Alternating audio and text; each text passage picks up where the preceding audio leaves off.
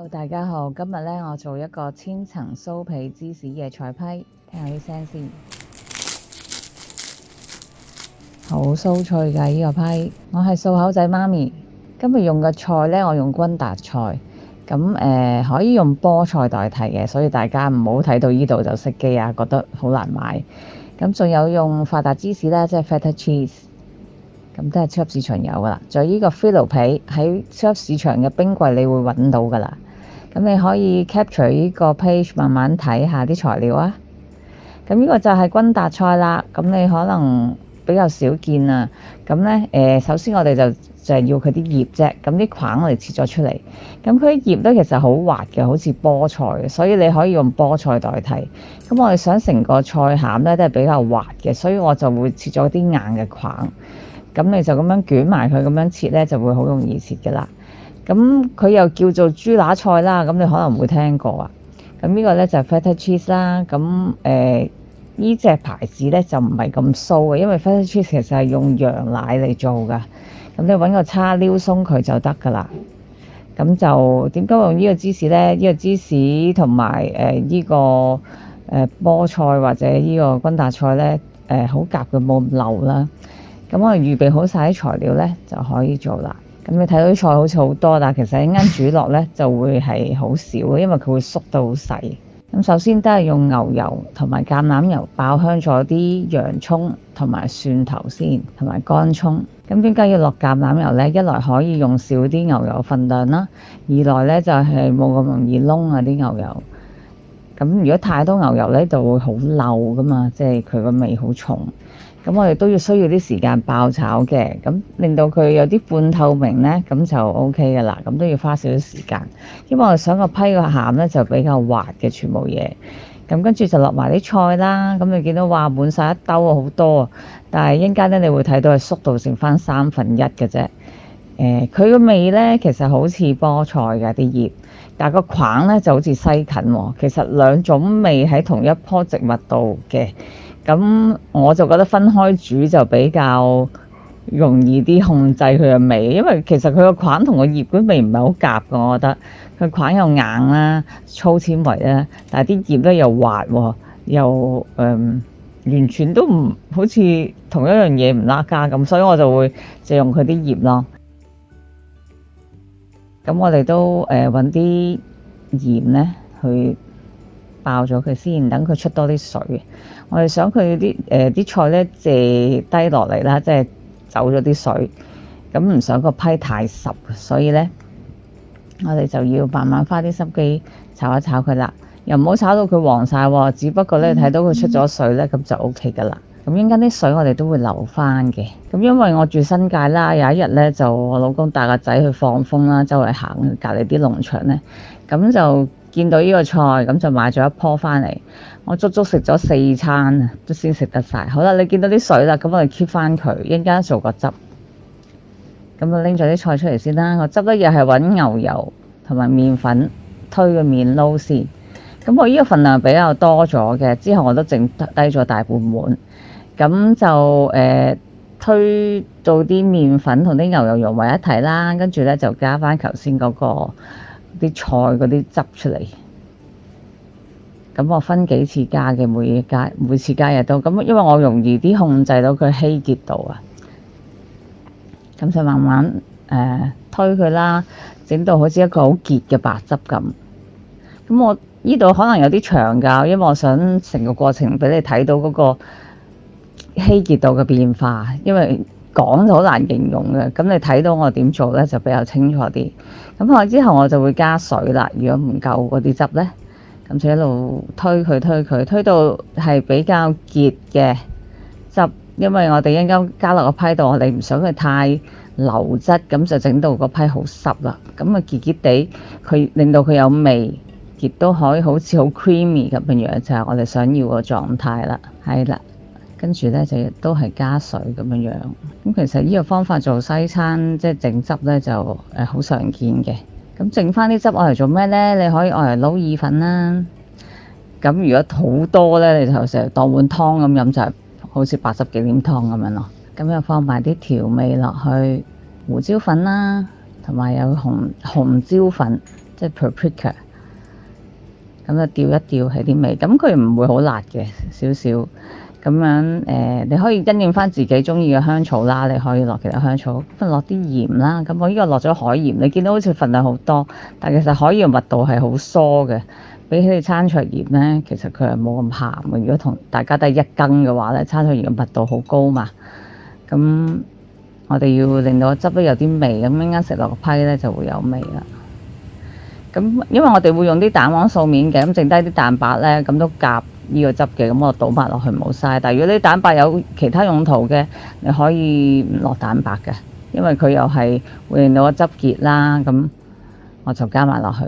咁呢個就係菲路皮啦。咁你打開咗裏邊咧，好多時佢都會裂開嘅。佢一張好大嘅，但係佢喺啲接位咧都會裂開。咁我橫掂都係要切碎佢噶啦。咁我就切咗一橛啦。咁我切咗1/3，咁就已經夠做咗一個批啦。咁我就用咗26cm 嘅鑄鐵鍋嚟做嗰個批盤。咁就係我今日呢個批嘅大細同份量啦。咁如果你冇鑄鐵鍋咧，就可以用蛋糕盤。咁呢個咧就係 nutritionist 營養酵母，咁我會落一啲嘅。咁佢咩作用咧？其實佢味好似芝士。咁食素咧好多時會缺乏維他命 B12，咁呢個咧就係補充 B12嘅來源啦，係素食者。咁好多時啲嘢如果係啱芝士味嘅嘢咧，我都會揾佢代替芝士或者加落去，咁就唔會好覺得有種奇怪嘅味啦，因為佢都係芝士味嘛。咁好啦，跟住第一層鋪咗4-5層嗰個菲路皮之後咧，就擺啲菜上去啦。咁最底嗰層菲路皮要擺多少少，因為我哋想個批嘅底咧係有個硬度啊嘛。咁跟住就擺埋啲羊奶芝士，即係 feta cheese。咁擺多擺少你可以自己調校啦。咁最尾咧，我成個批都用咗2/3嚿芝士，咁你可以擺多啲嘅。好啦，咁跟住咧再擺第2層菲路皮，跟住每一層咧就會掃上牛油嘅，咁每一層之間都掃上牛油，令到佢哋咧分隔開。咁個底同個面嘅批咧，個批嘅底同個面咧就擺多少少菲路皮，譬如4-5層咁。但係中間菜同菜之間咧，我就擺3層嘅啫，3層嘅仲要係半張喎，因為就唔使咁多嘅。擺批皮嘅意思咧，就等佢可以索一索嗰啲菜嗰啲水啦，同埋令到個批厚少少，襟食啲啦，厚身啲啦咁樣嘅。但其實我主要個裏邊都係想食菜，所以唔使擺咁多。咁你話個餡，你話我唔中意啲菜，或者我都買唔到。咁頭先講過可以用菠菜啦，咁你可以用直頭其他菜啦，你可以用蘑菇啦，成個裏邊做蘑菇餡。炒咗啲蘑菇、洋葱咁樣做，咁亦都係加嗰個白汁，又可以加芝士，咁你可以再加啲粟米落去，即係譬如你都用翻菠菜或者呢個君達菜，你再加其他配料，譬如我要加啲芝士或者其他嘅你自己中意嘅配料，譬如加啲蘿蔔咁得唔得？咁但係記得裏邊啲嘢都要炒過佢先啦，因為我哋個批唔係焗好耐嘅，唔會焗到裏邊啲菜好腍嘅，所以你一定要炒熟咗佢先。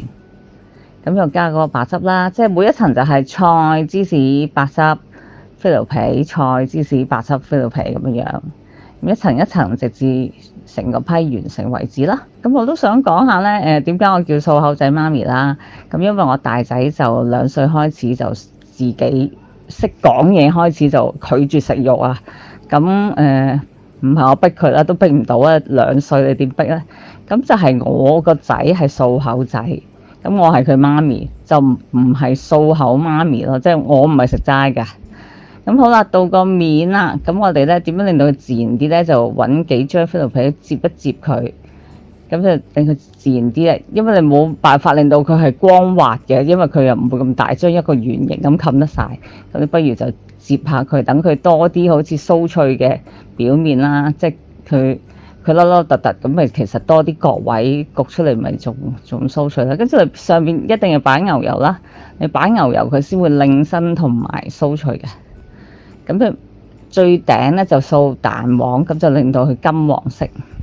咁如果剩咗啲蛋黃，又可以搞其他嘢啦，即係全部都冇嘥嘅。做媽咪就係咩都唔好浪費，咩都用盡佢㗎。